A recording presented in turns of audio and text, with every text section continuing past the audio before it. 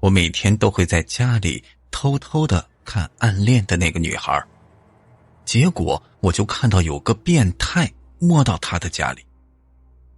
为了阻止这个变态，我决定去敲她家的房门，可是我却没想到，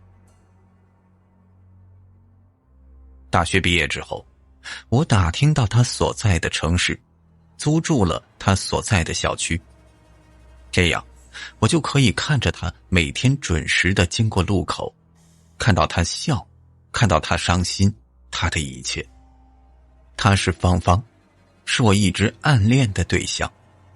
为了能看到她，我推掉家里的工作，推掉家人介绍的对象，在这个陌生的城市里，我一个认识的人都没有。所做的这一切都是为了她。她是我的大学校友，而她却根本就不知道身边有一个为了她而活着的我，因为我和她从来没有说过一句话。大家不要误会，我并不是什么偷窥狂魔，或者心理畸形的患者。我从没有想过跟她有任何的交集，因为我们本就是两个世界的人。而这个世界上，有一道沟壑始终摆在爱情中间。除了贫富差距、社会地位、父母态度，还有颜值、气质、性格、人品、情商等等，无论哪一点，我都比不上他。所以我还是有自知之明的，只要能远远地看着他就好了。我本想独自守着我暗恋的芳芳度过一生，可是最近几天里，我就发现一件让我坐立难安的事情。有个男人也是关注着她，但是那个男人跟我不同，他不仅是偷窥，而且他还付出了行动，这惊呆了我的眼球。半夜2点钟的时候，我亲眼目睹那个变态像是壁虎一样，从1楼的防盗窗开始往上爬，一点点往上靠近，直到爬到他所在的楼层。然后他从身上取出像鱼竿一样可以伸缩的东西，他的目标是挂在阳台上的内衣。透过防盗窗，那个男人把他的内衣悄悄地勾回来，放在鼻子上嗅了半天，这才恋恋不舍地装进口袋，满脸的陶醉。我之所以能连他的表情都看得这么清楚，是因为我有一套探星望远镜。这大家先不要在意我买这套装备的原因，主要就是这男人他动作实在是太诡异了，冒着生命危险去偷他的内衣，这是正常人能干出来的事儿吗？我想告诉芳芳，可是我实在没有在她面前开口的勇气。我想报警，可终究是害怕我这一切全盘暴露出来。冥思苦想了半天，我都没想到能对付他的方法。直到有一天的深夜，这个变态的男人再次做出让我惊掉下巴的举动。他拆掉防盗窗的一个栏杆，直接就爬进芳芳家的阳台。这实在不知道他是如何做到的，我在远处看的心里是砰砰直跳啊。那天我就在卧室里来回的打转，最终担忧芳芳安危的念头占据我的一切想法。这无论如何我都得去阻止这个变态。当然我自然不能像那个变态一样徒手的攀爬上去，那因为实在是害怕会被活活的摔死呀。电梯也有禁止，所以我就只能顺着楼梯狂奔到10楼。我把耳朵伏在芳芳的门前，里面静悄悄的，一点声音都没有。贸然闯进去或者敲门，这绝对是不行的，这样就会让变态发现蹊跷，我怕他做出鱼死网破的行为。这唯一能做的就是静静地听着里面的动静，一旦里面发出呼救或者打斗的声音，我再采取措施。可是出奇的是，里面一点声音都没有。这直到天快亮了，都没有发出任何的动静。这正在我怀疑自己是不是敲错门牌号的时候，门突然被打开，芳芳从里面走出来，她明显的怔了怔，然后看见抓耳挠腮不知所措的我，眼睛里的疑惑就更多了。这一时间里我脑袋短路了，也不知道抽了什么风，冒出一句那啥老板，收废品吗？芳芳冷冷地看了我半天，我看你才像废品呢。呵，这句话呀，把我打击的就连看他的勇气都没了，慌忙地冲进楼梯间，狂奔下去。我去，我这第一次跟芳芳说话，我这都说的些什么东西啊？收废品吗？那我是收废品的，还是他是收废品的？嘿呦，我这简直就是一个大傻叉呀！不过看芳芳的样子，就像是完全没有任何意外情况发生过，这多少让我有点安心了。回到家之后呢，我就发现一件更可怕的事儿，就是那个变态还留在芳芳的房间里面。因为我这个设备有录像的功能，我仔细的查看了半天，这都没发现变态从防盗窗撤回来的影像。这么说，我在芳芳门口留守等待的时候，那个变态就一直在里面，直到天亮他都没有爬回来。这让我的心顿时又提了起来。可是为什么里边一点动静都没有呢？我看过很多部变态入室的电影，他们会在女主角沉睡之时，从床底下偷偷地爬出来，在手帕上弄上导致昏迷的药物，把女主角弄晕之后，侵犯甚至摧毁女主角的身体。那或许这个变态就是这类人，我绝不允许他存在。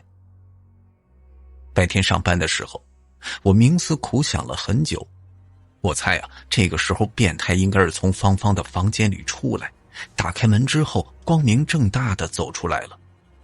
他可能还在为自己的行为感到满意或者刺激，却不知道早就被我给盯上了。我知道这种人绝对不会轻易放弃，他肯定还会有第二次、第三次。最终我决定跟这个变态硬刚一下，你至少得让他知难而退呀。熬到下班，我迫不及待地赶回住所，打开设备查找着变态走出单元门的身影。可是这没想到越看就越让我心底发寒。我这设备是高清的，能够清楚地录制出每个从单元门走出来的身影，就连表情都录制得清清楚楚。可是从头到尾竟然都没有发现他的身影。也就是说，这个变态从昨晚到现在一直都没从芳芳的家里走出来，这简直太匪夷所思了。我又熬了一夜，第二天清晨，芳芳从单元楼走出来时，脸上还是看不到任何的异样，这让我的汗毛都竖起来了。这怎么可能？难道说那变态要像是寄生虫一样栖息在芳芳家吗？我实在是坐不住了，最终决定进去看看。第三天，我没有去上班，来到芳芳家的楼下，抬头看了半天。我的芳芳住在10层，这对体力绝对不是个小的考验。这变态竟然能爬上去，他的体力和胆识应该都在我之上，也不知道我能不能活着走出来呀。作为芳芳的忠实暗恋者，我无论如何都得去试一试，这或许就是我能为她做的唯一的事情。我本想着在深夜就跟这变态一样偷偷地爬上去，在黑暗中跟他来一场对决，可是思来想去，这样的想法太过愚蠢。也许只有电影里才会出现这种情况。那么想要进去的唯一方法就是正门。我就请了开锁的师傅，我就谎称钥匙忘家里了，门这就被打开。送走开锁师傅，我转过身来，这是我第一次来到芳芳家。他家里的环境特别的温馨，是2室1厅的格局。也来不及多想此刻那个变态还在房间里面呢。开门的动静肯定是惊动他了，他应该就在某个暗处窥视着我，就像是窥视芳芳一样。我壮了壮胆子，从身上掏出提前准备好的防身水果刀，就跟想好的计划一样，清了清嗓子，装出沉稳的声音，自顾地说起来。这个房间的主人叫芳芳，她是我的朋友。我不知道你潜伏在这儿是为了什么，但我知道你找错人了。朋友，出来吧，咱们见一见，如何？这四周静悄悄的，毫无动静。我还知道你藏在小芳家已经好几天了，你是想让我现在报警，还是像个男人一样光明正大的走出来，咱们聊聊？我对你没有什么恶意，只希望你现在走出这家门，然后从我的视线里消失。四周依旧是毫无动静。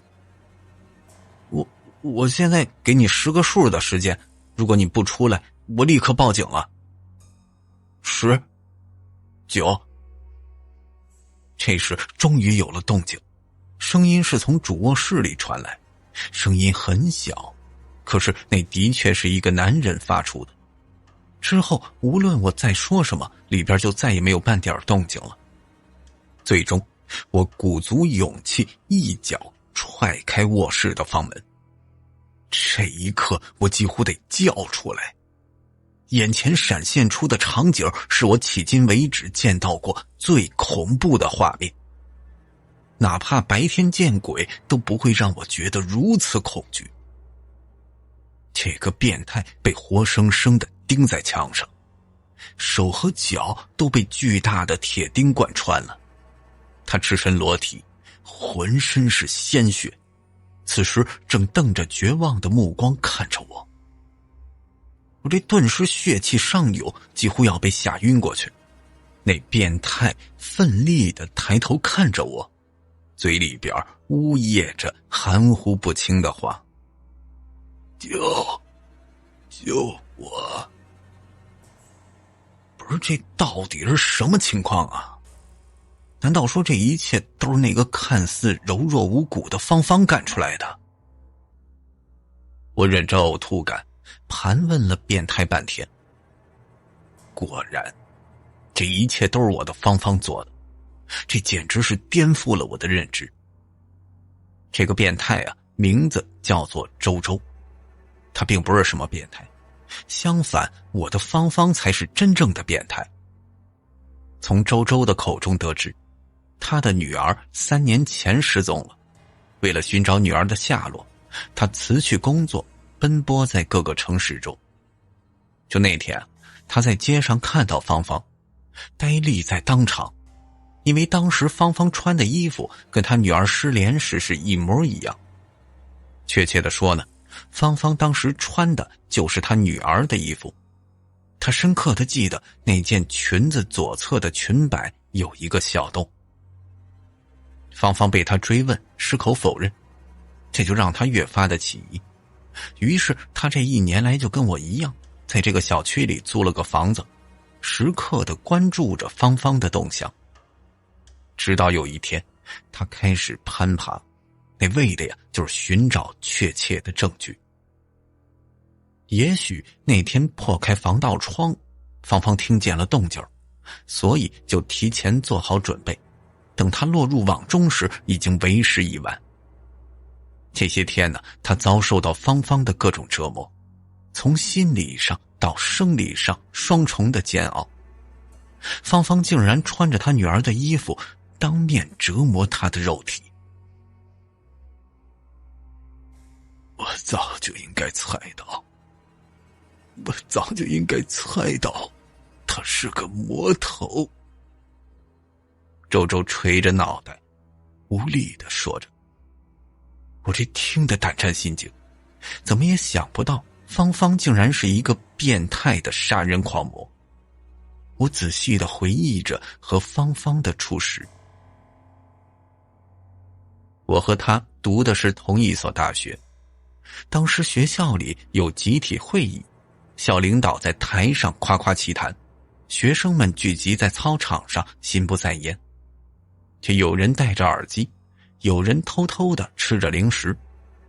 那天散会后，我就看见一个女孩行走在草丛之间，她拎着垃圾袋，把同学扔下的瓜果皮逐个地捡起来。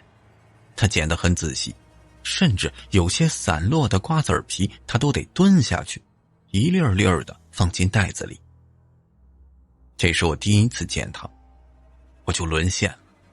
我仿佛看见落入人间的天使，她是那么优雅，那么美。从此之后，我就越陷越深。我独自品尝着暗恋的苦涩和甜美，走过她走过的街道，坐着她坐过的食堂座椅，听着音乐，感觉那所有的音符都在为她而跳动。毕业之后，亲戚忙着给我介绍对象，朋友忙着给我找好工作，拉着我共同的创业，这些我都一一的回绝，因为我的心里早就被他给填满，实在是装不下其他的人和事儿了。可是现在要让我把他和杀人犯联系在一起，我一时真的是难以接受。防盗门传来声音的时候，我这才恍然地回过神来。不知不觉时间已经过去很久，房间外面钥匙插入锁孔的声音响起，我的大脑飞速地旋转。这时我的芳芳回来了，容不得我多想，赶紧关上卧室的门。我这左右转了半天，最终慌不择路地藏到床底下。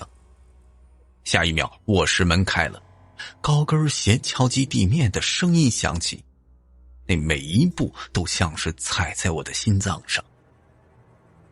我看见芳芳的脚步一步步移向周周所在的位置。喂，周先生，你还好吗？是不是已经没有力气叫喊了？要不我再替你喊几句啊？早就告诉过你，我的卧室装了隔音板，你再怎么叫都是没有用的。这芳芳柔美的声音简直让我汗毛倒立。原来她在房间里安装着隔音板，那怪不得我在外边怎么也听不见动静。芳芳在卧室里留了没多久就出去了，厨房传来抽油烟机轰鸣的声音，这看样子呀是去做饭了。我刚想松一口气儿，这才发觉那床底有些不对劲。侧头望去的一瞬间，我汗毛炸裂，那裤管一热，直接吓得尿出来。一个死尸就跟我一样躺在床底下，他的脑袋离我只有10几厘米的距离，死不瞑目的瞳孔正在瞪着我。我的天哪，我这几乎快要疯掉了。这个人也是他杀的吗？他究竟是一个什么样的存在啊？接下来的每一秒都是一种煎熬，我闭上眼睛又恐惧地睁开，脑中只有一个想法：逃离。逃离床底，逃离这间卧室，逃离这套房子，逃离这个城市，逃离至方方1000公里的范围之外。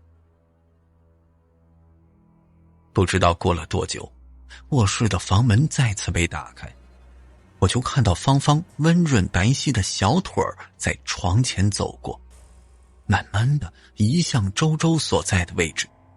很快，周周就发出惨叫，那种声音已经超出人类的极限，听得我毛骨悚然。这芳芳到底是在如何折磨他？我只能看见地面有鲜血一滴滴的落下来，有些溅到芳芳洁白的玉腿。周周被折磨了大概有半个小时，而后一切声音突然静止。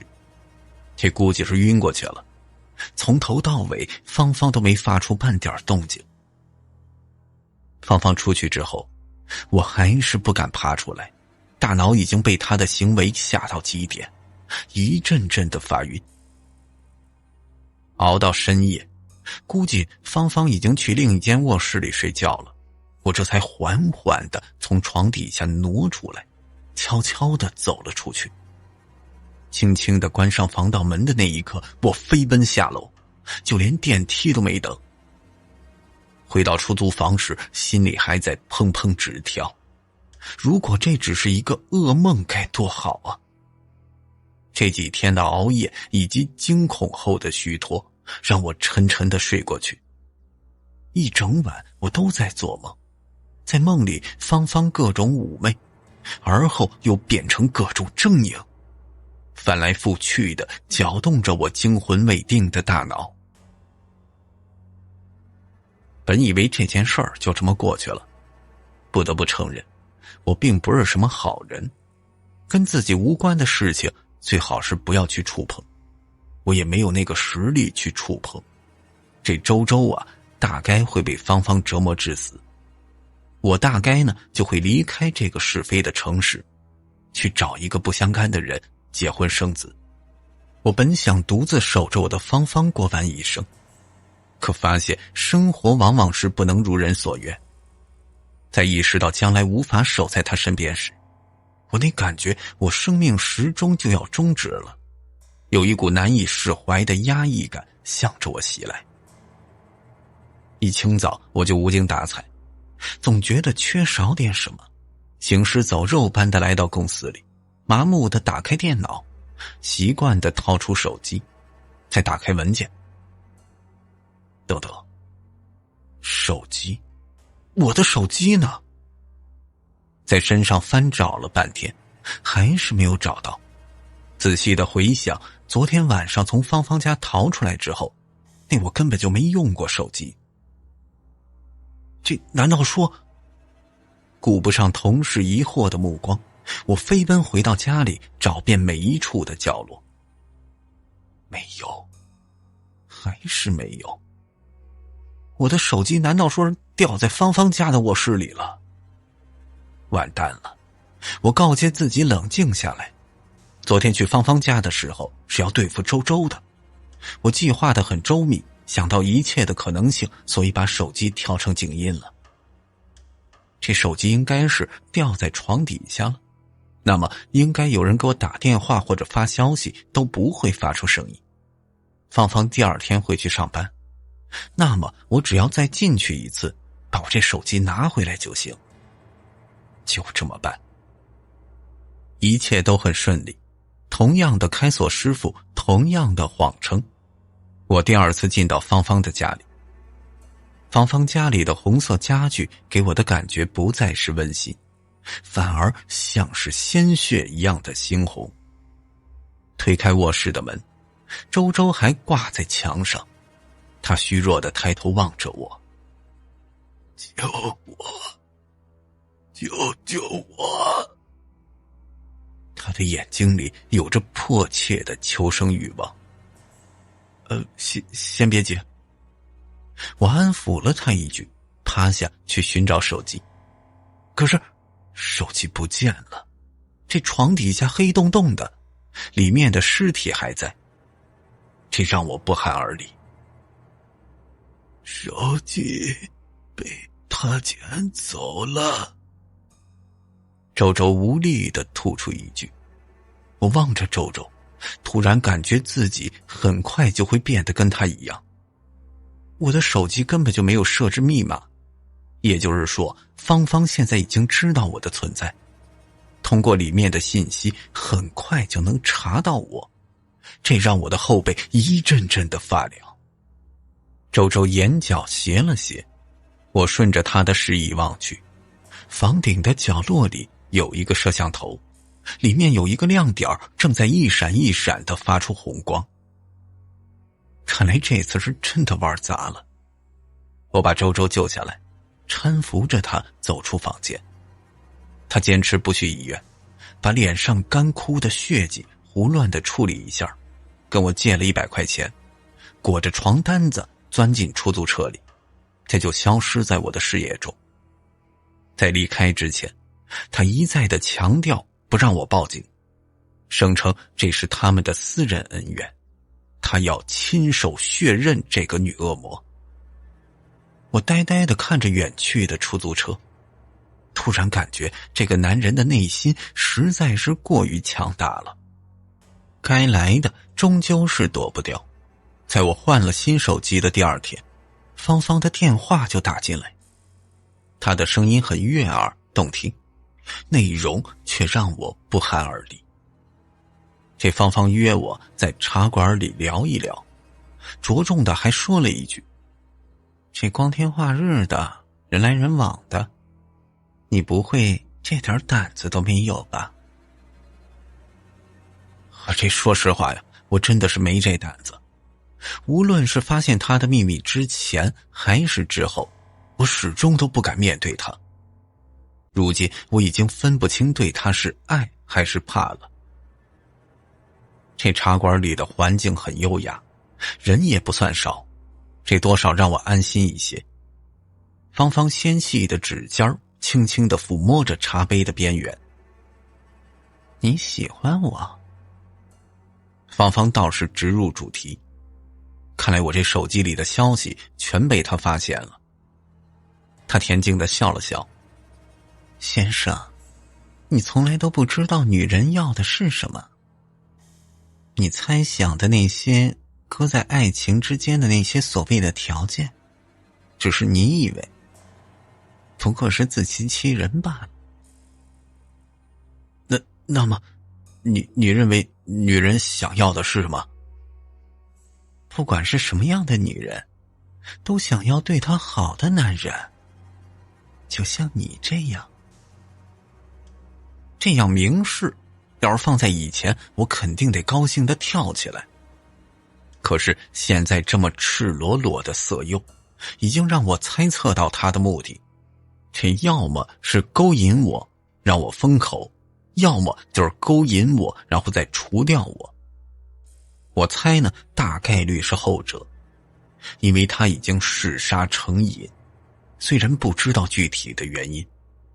我努力地尝试着让自己保持镇静。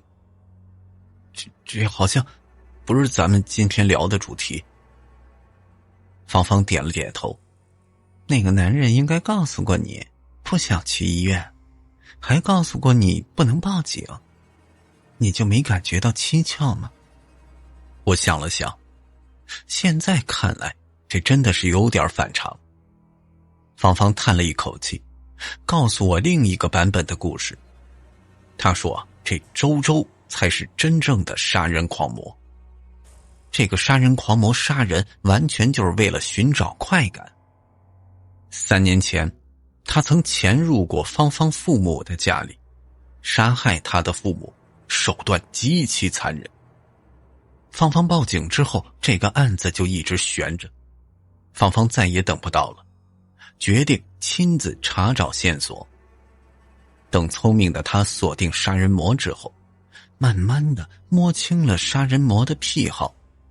这个变态只杀跟他有过细微冲突的人，比如路人不小心踩了他一脚，没有道歉；比如公交车上有人嫌他没有让座，一句抱怨，这都会成为他的目标。芳芳就以自己为诱饵，轻松地引起杀人魔的敌意。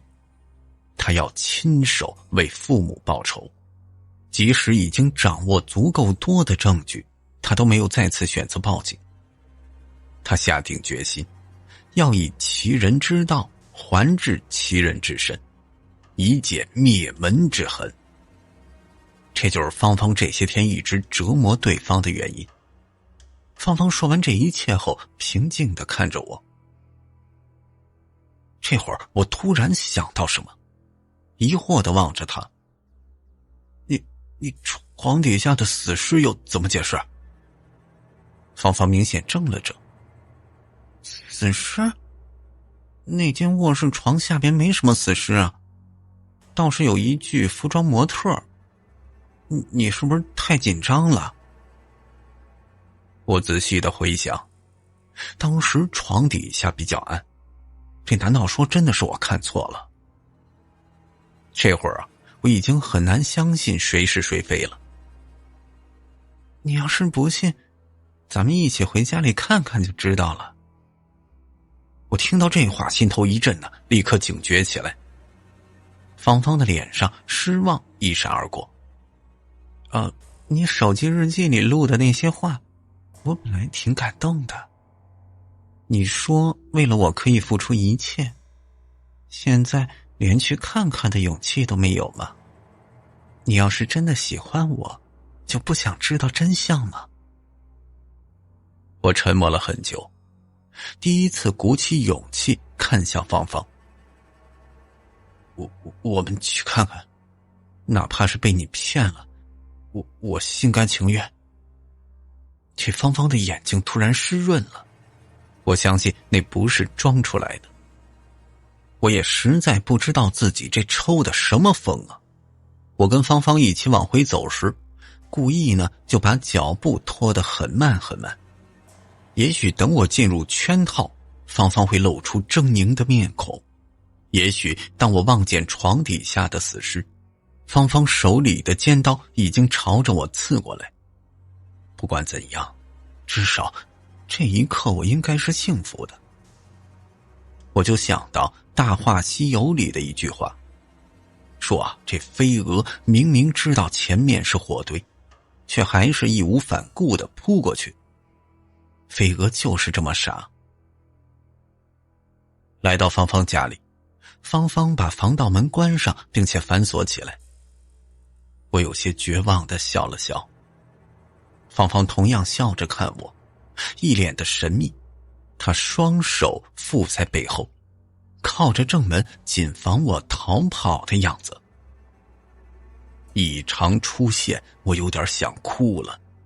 鼓起勇气，我硬着头皮穿过客厅，推开卧室的房门。这墙壁上的血迹已经被清理干净，就连铁钉都取下来，就好像什么都没发生过。我深吸一口气，缓缓蹲下，向着床底望去。望了一眼又一眼，那竟然真的是一具模特。突然我感觉身后有一股异常传来，就像是后背的所有的毛孔都突然打开，有无数细细的针在里边刺着。直觉告诉我，我的芳芳已经站在我的身后。等我转过身来，芳芳突然抱住了我。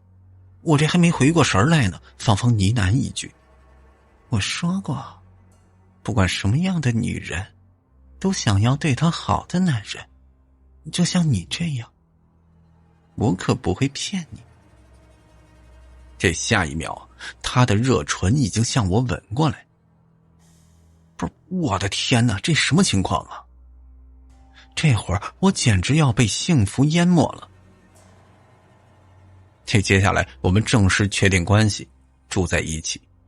后来芳芳专门交给我一个 U 盘，里边是周周那个变态案发之前潜入芳芳父母家的身影。摄像头记录了周周穿过客厅，悄悄地推开卧室的房门，潜了进去。那不一会儿，里边就传来惨叫的声音。这现在作为芳芳的正式男朋友，我认为对付这个变态，那就是我的责任了。我们一块儿制定了很多的计划，专门针对这个变态的计划。我这计划呢有很多，每一条都是我身先士卒。我得把芳芳保护起来，这是男人之间的决斗，绝不允许芳芳出现任何意外。芳芳心疼地望着我，有时候望着望着，眼泪就流下来。我一直在等待着那一天的到来，出奇的是一直都没等到，直到芳芳告诉我她已经放弃计划了。以前芳芳只想复仇，是因为她身边已经没有亲人存在，可如今她有了我，这也就有了活下去的向往。我们就换了住所，搬了家，每晚都会相拥而眠，抱得特别紧。这就是我们的故事。本来我们这故事讲到这儿就完了，但是生活还在继续，时间还在流淌。那天啊，我难得休息一天，厨房洗菜池子堵了，我从这流水管里清理出许多的杂物来，折腾了半个小时，终于解决了。准备做饭时，脑中回闪的是杂物中的一个异常物件，一个薄薄的半透明的东西。这怎么就像是指甲呢？我蹲在垃圾桶的旁边，再次翻找起来，竟然找到2块。不是，这绝对不是剪掉的指甲，而是整块的。这可是厨房啊！我想到一种让我恐惧的事物。那芳芳曾经给我做过红烧肉，难道说……我吞咽了好几次的口水，这才忍住干呕的冲动。我强迫自己冷静下来，从头开始梳理。这芳芳是杀人魔头的存在性，并不是不可能的。这个时候，我才清楚地记起那晚在床底看见死尸的眼神，那是真实可怖的眼球，那绝对不是什么模特可以媲美的。再说了，如果真的是服装模特，也不可能把眼球做得这么可怕。我溜出去之后，他完全有时间提前把这尸体调换成模特。芳芳交给我的 U 盘只记录了周周从客厅走进卧室的场景，真实的杀人场面我却并没有看到，里面的惨叫声也可以用电脑技术后期加上去，甚至就连画面都可以作假。而且这房间里的隔音板装在内墙，显然这是很久之前就布置好的。这会儿我是越想越不对劲呢，这让我坐立难安起来。如果这一切都成立的话，那么芳芳对我的感情也是掺了杂质的。我绝对不相信一个杀人魔头把我留在身边真的是喜欢我，因为他在厨房里做了红烧人肉给我吃呢。如果真的爱着对方，绝对不可能对所爱之人做出这种行为，绝对不会。细思极恐，我简直不敢想下去了。这难道说他只是拿我当做他的玩物吗？我想了很久，最终决定试探他一下。芳芳回来的时候，看见我亲手为她准备的饭菜，雀跃地搂着我的脖子，说着感谢的话。她看见桌子中间最大的一个盘子被盖子盖住，露出皎洁的迷人的微笑。老公，这个里边该不会是求婚戒指吧？搞得好神秘呀。宝贝，先坐下，我要你亲自打开。他兴奋地坐到椅子上，摩擦着纤细柔美的手掌，满脸幸福。打开之后，芳芳的笑容突然僵在脸上。这硕大的盘子中间只有2个指甲。他猛地抬头望向我，哼，想吃吗？他抿着嘴唇，坐在那里一动不动。老公，你从哪儿发现的？厨房。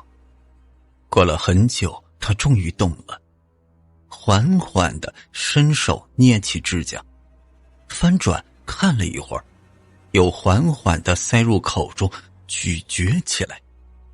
我简直头皮发麻，我壮了壮胆子。好吃吗？他点了点头。那么你也让我吃过？他笑了笑，摇了摇头。这个时候我就撞见他的眼神，他阴着脸，眼睛深处空洞洞的，就像黑暗处布网的蜘蛛，随时都会收网将我吞噬。这是人类应该有的眼神吗？我几乎要忘记呼吸。过了很久，他终于开口：这是周周那个死变态的指甲。我一惊，后来他让我放弃实施对付周周的计划，看来他已经瞒着我把周周给杀了。他轻轻地吐出一口气，缓缓诉说起来，说这周周啊，并不是为了救女儿才潜入到他的家里，也更不是什么杀害他父母的变态狂魔，那只是为了让我救他博取同情的谎言，甚至就连名字都是假的。他是一个偷窥变态狂，有过案底，而且在逃，所以他不敢去医院，更加不敢报警。对于他而言，周周只是一个小变态，这芳芳才是真正的杀人狂魔。他憎恨周周这样猥琐的男人，所以早就布置好一切，等他上钩。而且我偷窥芳芳的行为早就被他发现了，如果不是手机掉在芳芳的家里，芳芳发现我偷窥她的缘由，那怕是我也早就成为她的食物。我扶着椅子坐下来，惊魂未定。芳芳的眼神已经恢复正常。不管是什么样的女人，都想要对她好的男人，就像你这样。这句话是真的，那些肉并没有让你吃过，也请你相信这一点。以后你能不能不要再杀人了？不能。我靠，我这简直被他逼疯了。我这真怕有一天让你给吃了。你现在后悔了？我是害怕了。你这样做到底是为了什么呀？当初你来家里看模特的时候，怎么不怕呢？男人果然是这样，一旦得到了，之前的海誓山盟全都是谎言。我摇了摇头，这可是两码事啊！要是当初知道你才是主谋，我才不敢跟你在一起呢。那么，你是想分手吗？我沉默了半天，无言以对。这确实是产生了动摇。芳芳打开手机，里面传来让我越来越惊恐的声音，那竟然是我和他商讨对付周周的计划，都被他录下来。声音停下来的时候，芳芳缓缓地开口：我现在可是有了你谋杀的证据，而你只凭一张嘴去报警，你觉得有人会相信吗？我望着她，这个看似柔弱的女人到底是有多深的心机和实力？你到底想怎样？我只需要一个对我好的男人，你要把这份感情一直保持下去。分手你就别想了，如果让我发现你的感情缩水，可别怪我翻脸无情。沉默片刻后，芳芳的脸迅速翻了一页，变成撒娇状。好啦，我们先吃饭。我麻木地坐在椅子上，仿佛自己在黑暗中一脚已经踏空，直沉沉地往下坠落，四周压抑的几乎要喘不过气来。